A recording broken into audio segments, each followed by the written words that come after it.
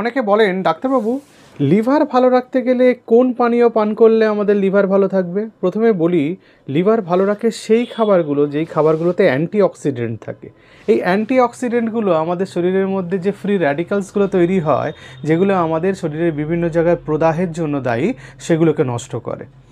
তো আমি এমন 3টে পানীয় আপনাদের বলবো যেগুলোর মধ্যে প্রচুর পরিমাণে অ্যান্টিঅক্সিডেন্ট আছে এবং সেই অ্যান্টিঅক্সিডেন্টগুলো আমাদের লিভারের স্বাস্থ্য ভালো রাখতে সাহায্য করে। লিভারে ফ্যাট জমতে দেয় না, লিভার এনজাইমসগুলো বাড়তে দেয় না, লিভার ক্যান্সার থেকেও আমাদের বাঁচাতে সাহায্য করে।